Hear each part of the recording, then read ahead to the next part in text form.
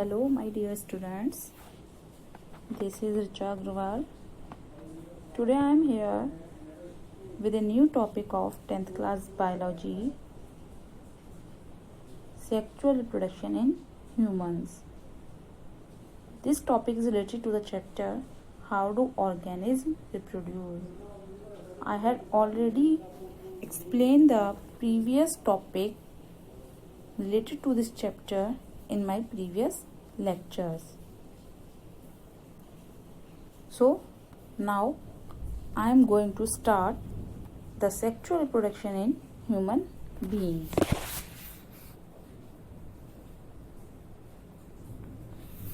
Firstly, I am describe the characteristics of human beings. Human beings are unisexual in nature. जैसे कि मैंने आपको पहले भी बताया था कि सेक्सुअल रिप्रोडक्शन में 2 पेरेंट्स की रिक्वायरमेंट होती है. ठीक है, तो 2 पेरेंट्स की रिक्वायरमेंट में 1 is male and another is female. मैंने आपको अगर याद हो, अगर आप लोगों ने मेरे प्रीवियस लेक्चर्स देखे हों तो उसमें मैंने आपको यूनिसेक्सुअल और बाइसेक्सुअल भी बताया था in sexual reproduction in flowering plants. Flowering plants से जो सेक्सुअल रिप्रोडक्शन होता है उसमें, तो मैं यहाँ दोबारा बता रही हूँ, प्लीज पे अटेंशन. यूनिसेक्सुअल कहते हैं जब किसी ऑर्गेनिज्म में जो सेक्स ऑर्गन्स होते हैं, स्पेशलाइज्ड रिप्रोडक्टिव ऑर्गन्स जो होते हैं वो सिंगल होते हैं, यानी कि मेल में मेल के होते हैं और फीमेल में फीमेल के रिप्रोडक्टिव ऑर्गन्स प्रेजेंट होते हैं. Then we say that these organism are unisexual. ये ऑर्गेनिज्म यूनिसेक्सुअल होते हैं. दूसरे होते हैं बाइसेक्सुअल. बाइसेक्सुअल किन्हें कहते हैं? जब किसी एक ऑर्गेनिज्म में दोनों कैरेक्टर्स यानी कि मेल और फीमेल के दोनों रिप्रोडक्टिव ऑर्गन्स या स्ट्रक्चर्स प्रेजेंट होते हैं, उसे हम कहते हैं बाइसेक्सुअल ऑर्गेनिज्म. नेक्स्ट है sexual dimorphism is clearly marked in human beings. Dimorphism कहते हैं जो उनका स्ट्रक्चर होता है, जो उनकी फिजिकल अपीयरेंस होती है. ह्यूमन बीइंग्स में हम सेक्सुअल डायमॉर्फिज्म को क्लियरली मार्क कर सकते हैं, यानी कि हम इजीली देखकर पहचान सकते हैं कि he is a male and she is a female, कि कौन मेल है और कौन फीमेल है. Each sex bears primary and secondary sexual organs. Primary और सेकेंडरी सेक्सुअल ऑर्गन्स किन्हें कहेंगे? यानी कि प्राइमरी तो जो ऑर्गन्स सिंस बर्थ से ही बॉडी में आते हैं, और सेकेंडरी किसे कहते हैं? ये एक सर्टेन एज पर आने के बाद डेवलप होना स्टार्ट होते हैं, जिससे ह्यूमन बीइंग्स जो होते हैं they are capable to do the reproduction. ठीक है. The male bears a pair of testis. Males में एक पेयर टेस्टिस का होता है, जबकि females bear a pair of ovaries. जबकि फीमेल जो होती है वो ओवरीज को एक पेयर को बियर करती है, यानी कि उसकी बॉडी में ओवरीज का एक पेयर प्रेजेंट होता है. नेक्स्ट पॉइंट है the growth and development of testis and ovaries is promoted by pituitary gland. यानी कि टेस्टिस और ओवरीज की जो ग्रोथ और डेवलपमेंट होती है वो किसके द्वारा कंट्रोल की जाती है? पिट्यूटरी ग्लैंड के द्वारा. पिट्यूटरी जैसा कि हम जानते हैं, पिट्यूटरी ग्लैंड जो होती है it is a master gland of our body. ये हमारी बॉडी की मास्टर ग्लैंड होती है जो हमारे हेड में प्रेजेंट होती है और हमारी बॉडी में होने वाले हर एक्टिविटी को देखती है, कंट्रोल करती है. जैसे कि हमारी बॉडी में जो ग्रोथ होती है वो पिट्यूटरी ग्लैंड की वजह से ही होती है. नेक्स्ट है प्यूबर्टी. प्यूबर्टी किसे कहते हैं? प्यूबर्टी हम कहते हैं the age when male and female reproductive organ become functional is called puberty. यानी कि वो एज जिसमें मेल और फीमेल के जो रिप्रोडक्टिव ऑर्गन्स होते हैं वो फंक्शनल में आ जाते हैं, उसे हम प्यूबर्टी कहते हैं.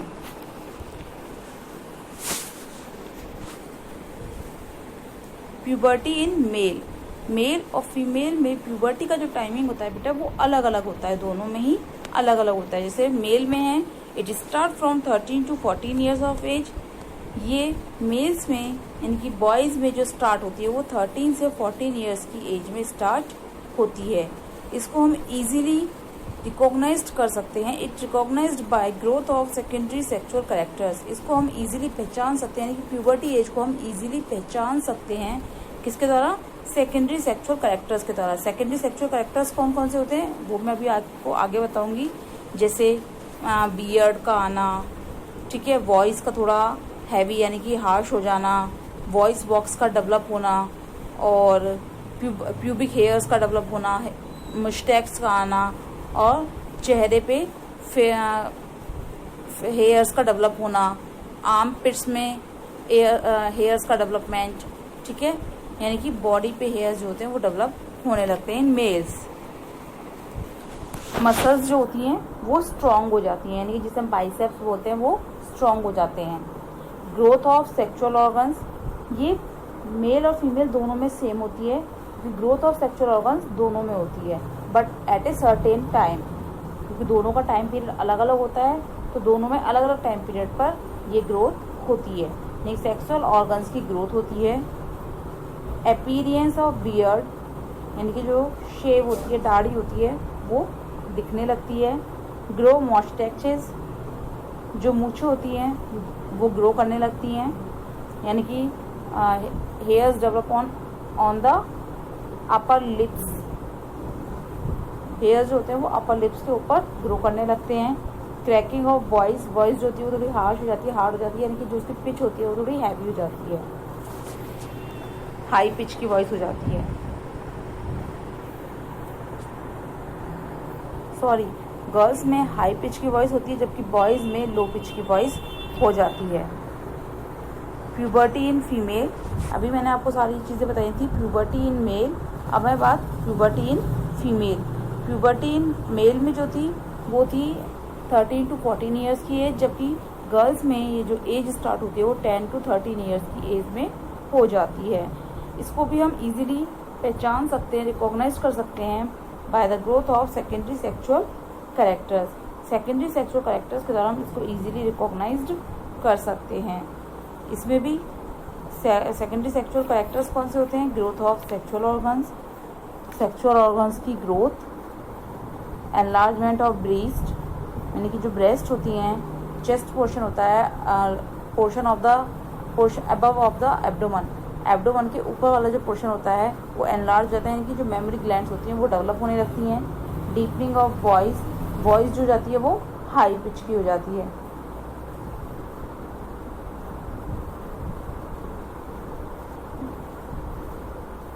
Voice is high pitch. And main characteristic क्या होता है? Menstruation period will be start, और जब प्यूबर्टी एज आती है तो मेंस्ट्रुएशन पीरियड जो होता है गर्ल्स में वो स्टार्ट हो जाता है।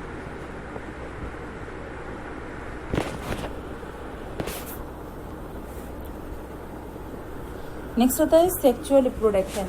ये तो बात मैंने आपको बताई थी ह्यूमन बींग्स की कैरेक्टरिस्टिक्स की। जब हम रिप्रोडक्शन की बात करते हैं तो ह्यूमन बींग्स की जो रिप्रोडक्शन होता है वो सेक्सुअल होता है। क्यों? क्योंकि इसमें मेल और फीमेल दोनों अलग अलग होते हैं, और मेल रिप्रोडक्टिव ऑर्गन्स जो होते हैं जो रिप्रोडक्शन की प्रोसेस में हेल्प करते हैं वो दोनों में अलग अलग तरह के होते हैं।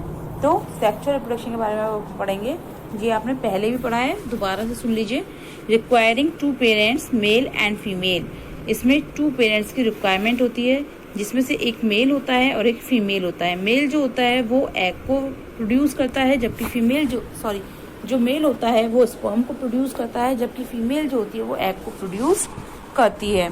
जब एग और स्पर्म दोनों ज्वाइन होते हैं यानी कि फ्यूज करते हैं तो वो जायगोट का फॉर्मेशन करते हैं, जिससे एक न्यू ऑर्गेनिज्म डेवलप होता है। यानी कि हम इसको अगर हम कहें तो when a sperm and a egg will be fuse, a zygote will be made and a new organism will be developed। जब स्पर्म और एग यानी स्पर्म और ओवा फ्यूज करते हैं तो जाइगोट का फॉर्मेशन होता है, और उस जाइगोट के डेवलपमेंट से एक न्यू इंडिविजुअल का फॉर्मेशन यानी कि एक न्यू इंडिविजुअल तैयार होता है।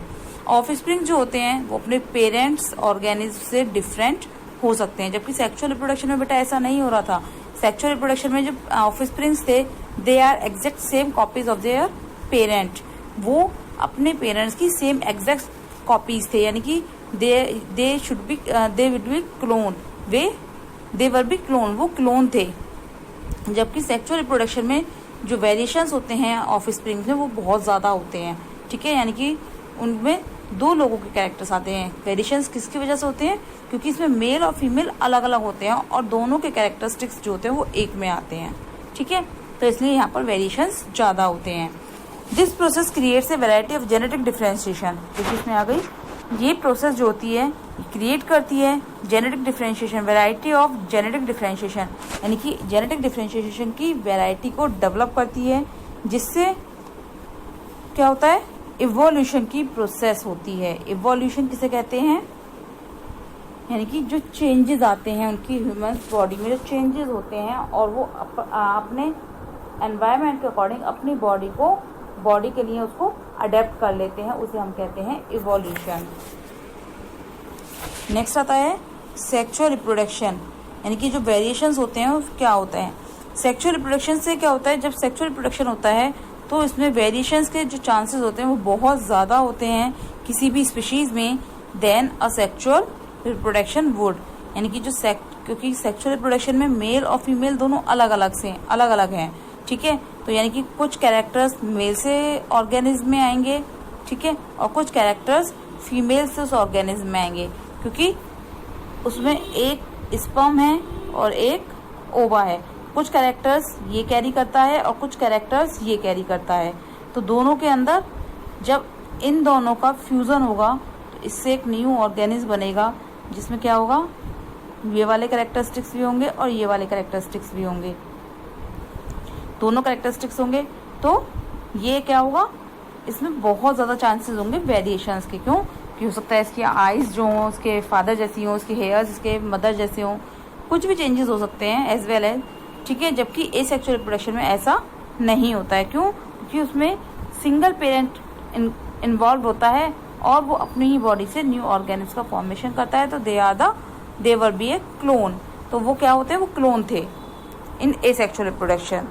This variation improve the chances, ये वेरिएशन जो होता है ये इम्प्रूव करता है इस चांसेस को, जो स्पीशीज़ हैं कि वो अपने एनवायरनमेंट को अडेप्ट कर लें और उसमें सर्वाइव कर पाएँ। यानी कि जो वेरिएशंस होते हैं किसी भी स्पीशीज़ में वो उनको प्रोवाइड कराते हैं एडेप्टेशन की प्रोसेस जो उनके एनवायरनमेंट में प्रेजेंट है और सर्वाइव करने के चांसेस। नेक्स्ट है सेक्सुअल रिप्रोडक्शन के एडवांटेजेस, क्योंकि कोई भी चीज़ होती है तो उसके एडवांटेजेस और डिसएडवांटेजेस बेटा दोनों चीज़ें होती हैं। सेक्सुअल रिप्रोडक्शन के एडवांटेजेस हैं तो उसके डिसएडवांटेजेस भी हैं। एडवांटेजेस क्या हैं? Increase the genetic variability in organism of the same species and even with in the offspring of one couple, यानी कि जेनेटिक वेरिएबिलिटी जो होती है ऑर्गेनिज्म में, सेम स्पीशीज के ऑर्गेनिज्म में जेनेटिक वेरिएबिलिटी जो होती है वो इंक्रीज हो जाती है। और जो किसी एक कपल का जो यानी कि मेल और फीमेल का जो ऑफ स्प्रिंग होगा बेटा, ऑफ स्प्रिंग की जहाँ जो बात हो रही है वो उनके चाइल्ड से हो रही है, ठीक है। उनका जो ऑफ स्प्रिंग होगा उसमें भी चांसेस जो होते हैं जेनेटिक वेरिएबिलिटी के वो इंक्रीज हो जाते हैं। In the long run allow the best adaptation, अगर हम इसे लंबे समय तक माने तो ये अडेप्टेशन की बहुत अच्छी प्रोसेस को अलाउ करता है। In the long run, allow the best adaptations to be widespread within a species, especially in changing circumstances. अगर हम लंबे समय की देखें तो ये एडेप्टेशन की जो स्पीशीज़ में जो एडेप्टेशन के चांसेस हैं उनको बहुत ज़्यादा वाइड स्प्रेड करके अलाउ करता है, मेनली उनके जो एनवायरनमेंट में जो चेंजेस होते हैं उनको अडेप्ट करने के लिए। The variability of organism with in A species guarantees that a higher proportion will survive in perilous circumstances। जो ऑर्गेनिज्म में वेरिएबिलिटी होती है तो वो ये उनको गारंटी प्रोवाइड कराती है, यानी कि एक बेहतर एनवायरनमेंट प्रोवाइड कराती है हायर प्रोपोर्शन में, जिससे वो उसमें सर्वाइव कर सके इन प्रीवियस सर्कमस्टांसेस के आधार पर, ठीक है।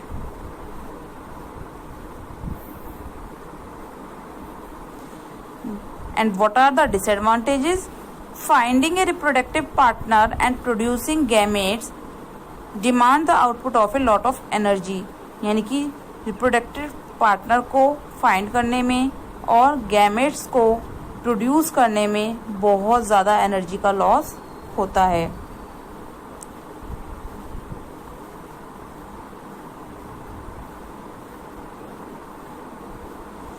Not only do you need 2 gametes for fertilization, केवल यहाँ आपको 2 गैमेट्स की रिक्वायरमेंट नहीं होती है, किस चीज़ की ज़रूरत होती है कि 1 gamete from male and the other gamete from the female, यानी कि एक गैमेट किसका होना चाहिए, मेल का होना चाहिए, और दूसरा गैमेट फीमेल का होगा, तभी रिप्रोडक्शन होगा। ऐसा नहीं कि आप मेल के ही गैमेट्स के बीच में रिप्रोडक्शन की प्रोसेस करा दें।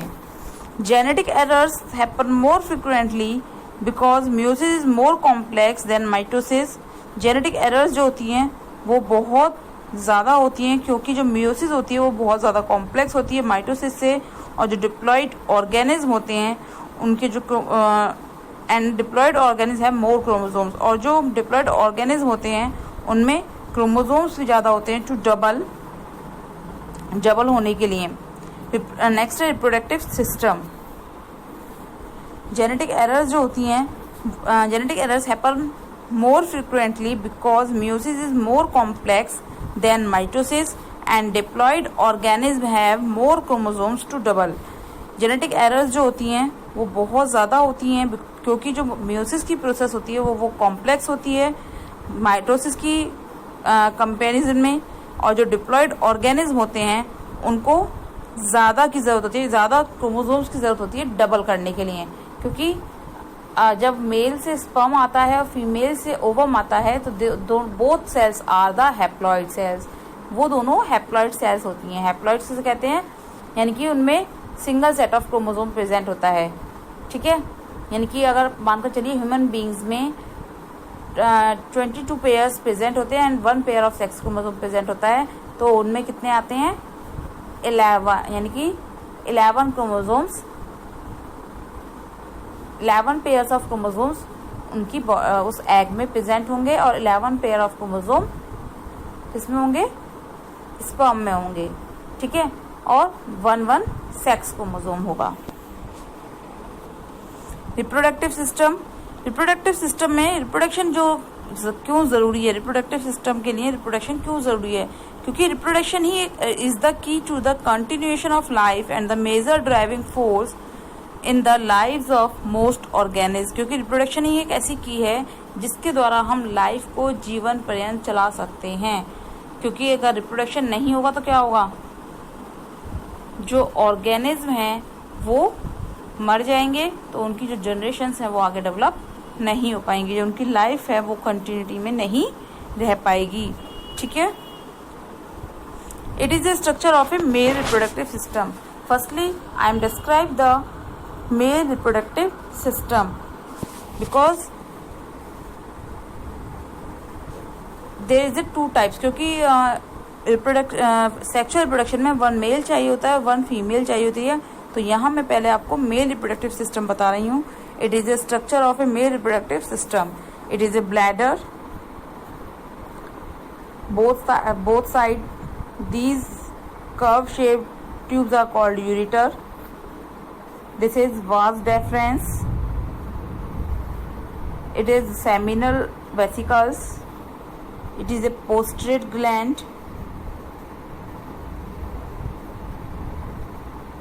It is a erectile tissue.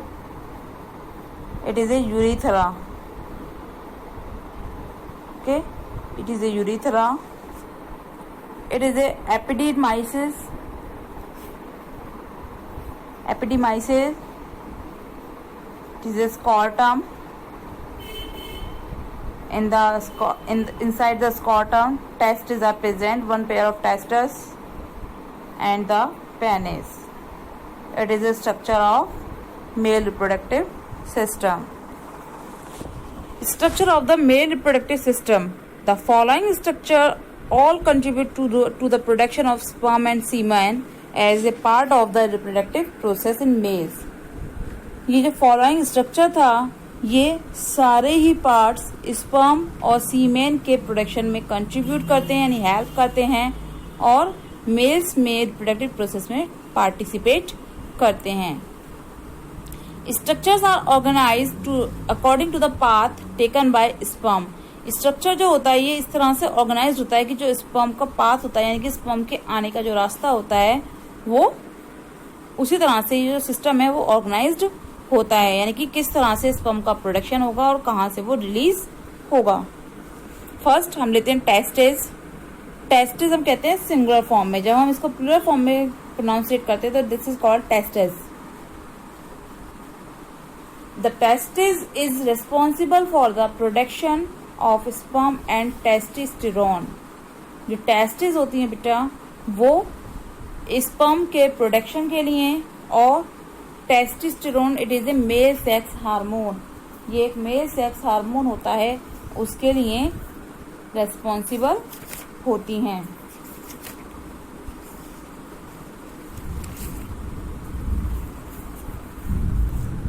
Testis are the primary sex organ. Testis जो होते हैं ये प्राइमरी सेक्स ऑर्गन होते हैं जो स्पर्म्स को प्रोड्यूस करते हैं, यानी कि जो टेस्टिस का मेन फंक्शन होता है वो स्पर्म को प्रोड्यूस करना और मेल हार्मोन्स को प्रोड्यूस करना होता है। टेस्टिस जो होती है बेटा वो एक पाउच लाइक स्ट्रक्चर यानी कि स्कॉटम में प्रेजेंट होती हैं, ठीक है, स्कॉटम में प्रेजेंट होती हैं, जो कि एक पाउच लाइक स्ट्रक्चर होता है जिसमें टेम्परेचर जो होता है वो बॉडी टेम्परेचर से कम होता है, यानी कि आपके बॉडी का जो टेम्परेचर होगा उस बॉडी टेम्परेचर से लगभग 1 से 3 डिग्री सेंटीग्रेड जो टेम्परेचर है वो स्कॉटम का कम होगा। ये लोअर टेम्परेचर जो होता है, अब आप कहेंगे ma'am what is the function of this lower temperature, उसको लोअर टेम्परेचर की जरूरत क्यों है? तो जो लोअर टेम्परेचर होता है बेटा it is essential for the formation of sperm. जब ये टेम्परेचर लोअर होता है तभी वहां पर स्पर्म्स का फॉर्मेशन होता है, क्योंकि स्पर्म्स के अंदर क्योंकि स्पर्म्स आर लाइव, स्पर्म जो होते हैं वो लाइव होते हैं और वो एक पर्टिकुलर टेम्परेचर पर ही लाइव रहते हैं। अगर उससे कम या ज्यादा टेम्परेचर होता है दे विल बी डाई, तो वो मर जाते हैं।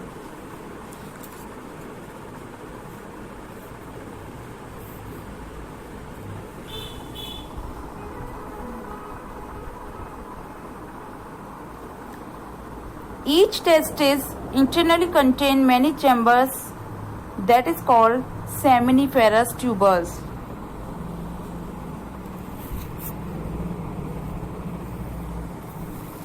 ये सेमिनी वेसिकल्स दिख रही हैं बेटा आपको, हर एक टेस्टिस में ये सेमिनिफेरस ट्यूबर्स, यानी कि इसका जो स्ट्रक्चर है वो आपको मैं आगे दिखा देती हूँ। ये रहा, ये सेमिनिफेरस ट्यूबर्स प्रेजेंट होती हैं ईच टेस्टिस में, हर एक टेस्टिस में सेमिनिफेरस ट्यूबर्स प्रेजेंट होती हैं जो क्या करती हैं स्पर्म के फॉर्मेशन के लिए रेस्पॉन्सिबल होती हैं, यानी कि यही ट्यूबर्स जो होती हैं ये क्या करती हैं स्पर्म का फॉर्मेशन करती हैं। Sperm are not motile and mature. Sperm जो होते हैं वो मोटाइल और मैच्योर नहीं होते हैं।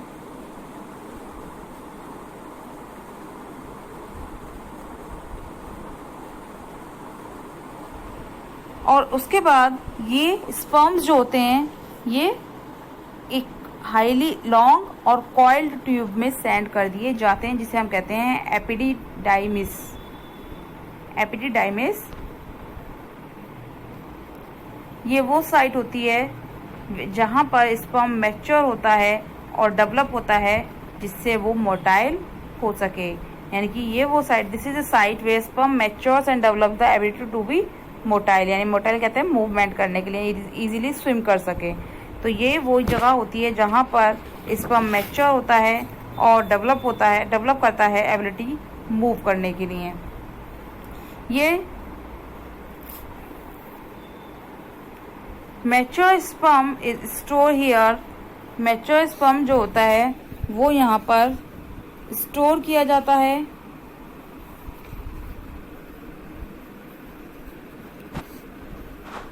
जब तक कि उसका इजेक्यूलेशन यानी कि वो रिलीज नहीं हो जाता है। इजेक्यूलेशन मीन्स रिलीज होना, यानी कि मैच्योर स्पर्म को यहाँ पर स्टोर करके रखा जाता है। कहाँ पर?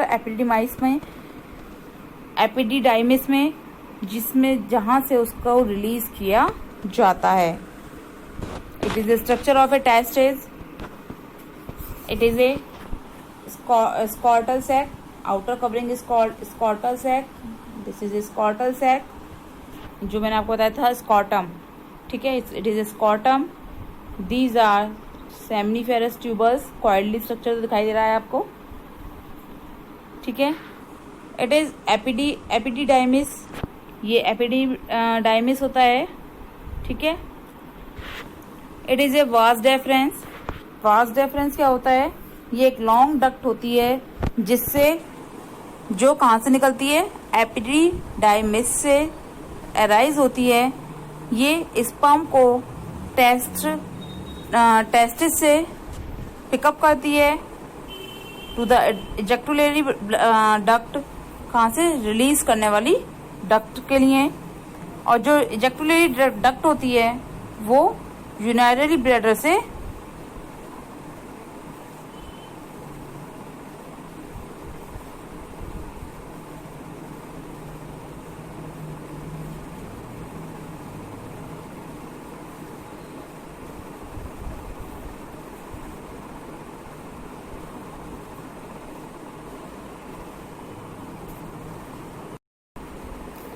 Now student, it is a scrotal sac. ये एक स्कॉटल सैक होता है, जिसे मैंने आपको बताया था स्कॉटम, आउटर कवरिंग जो होती है pouch like structure.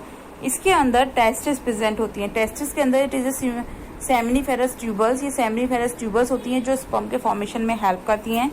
And it is A epididymis. Epididymis होता है जो इस स्पर्म को मोटाइल और मैच्योर करता है, उसके साथ साथ इसको क्या करता है? स्टोर करके भी रखता है जब तक कि ये इजेक्युलेट ना हो जाए, यानी कि रिलीज ना हो जाए। It is A vas deferens. ये वास डेफरेंस होता है। वास डेफरेंस क्या होता है? ये वास डेफरेंस जो होता है एक लॉन्ग डक्ट होती है जो एपिडिडाइमिस से अराइज होती है, से ही निकलती है। और ये एपिडिडाइमिस से स्पर्म्स को कलेक्ट करती है और यूरिनरी ब्लैडर तक पहुंचाती है, ठीक है।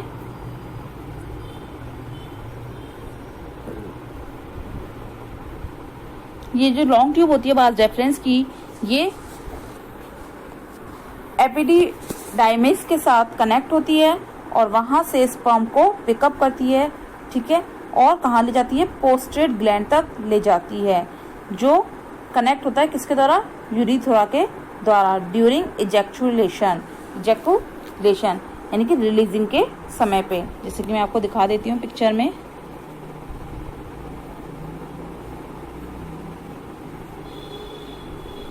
देखिए,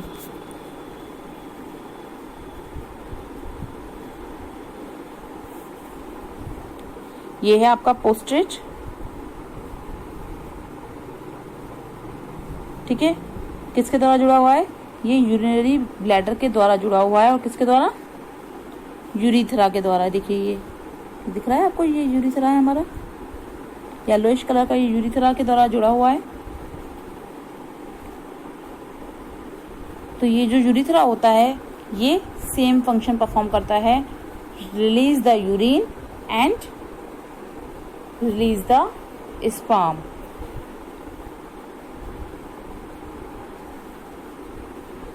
नेक्स्ट आती है आपकी सेमिनल वेसिकल। सेमिनल वेसिकल का डायग्राम भी मैंने आप लोगों को शो किया है। ये these are the two sac like structures. ये दो सैक लाइक स्ट्रक्चर्स होते हैं जो ब्लैडर के पीछे प्रेजेंट होते हैं। ये वास डेफरेंस में ओपन होते हैं और एक कॉमन रिलीजिंग डक्ट बनाते हैं, इजेक्टुलेटरी डक्ट बनाते हैं, जहां से सेमिनल वेसिकल्स जो होती हैं वो न्यूट्रिशियस सब्सटेंस को रिलीज करती हैं स्पर्म्स के लिए, ठीक है। It secret fluid containing fructose. ये फ्रक्टोज कंटेनिंग फ्लूइड को सीक्रेट करती है, किस लिए? ताकि जो स्पर्म है वो नरिश हो सके। म्यूकस को रिलीज करती हैं स्पर्म को प्रोटेक्ट करने के लिए।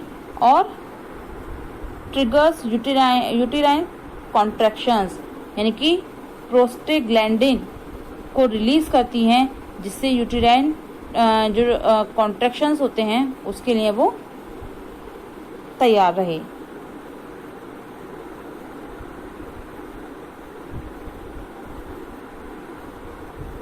नेक्स्ट है आपका पोस्टेट ग्लैंड।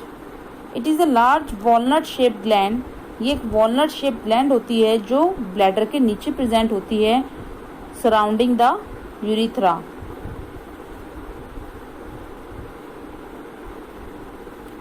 और यूरिथ्रा के चारों ओर। ये एक एल्कलाइन फ्लूइड को सीक्रेट करती है जो वेजिनल एसिड्स को न्यूट्रलाइज करता है।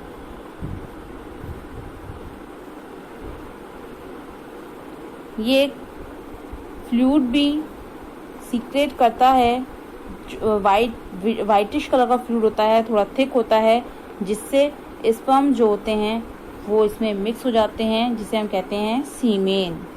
तो जो स्पर्म्स होते हैं वो सीमेन में प्रेजेंट होते हैं, यानी कि एक वाइटिश थिक फ्लूइड को सीक्रेट करता है जिसमें वो स्पर्म मिक्स हो जाते हैं और इजीली नरिश्ड होकर बॉडी से बाहर निकलते हैं।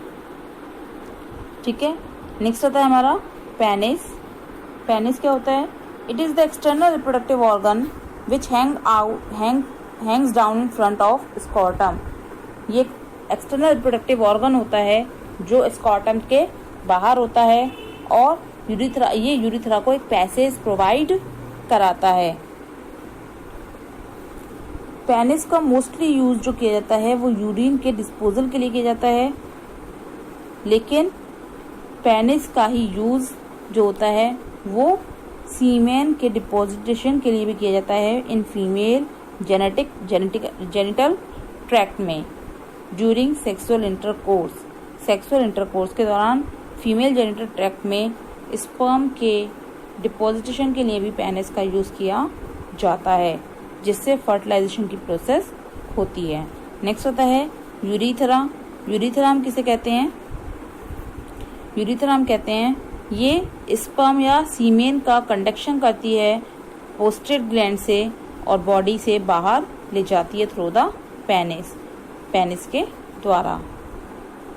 नेक्स्ट आती है स्पर्मेटोजेनेसिस। स्पर्मेटोजेनेसिस एंड स्पर्मेटोजेनेसिस किसे कहते हैं?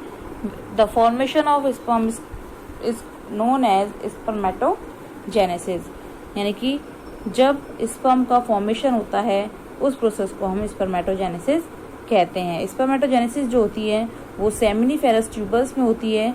मायोटिक डिविजन्स के परिणाम स्वरूप genetic unique haploid sperm cells तैयार होती हैं।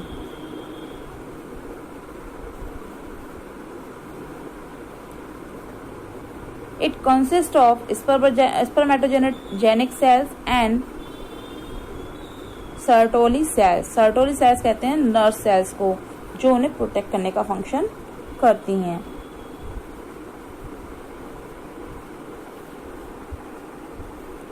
It is the structure of a sperm.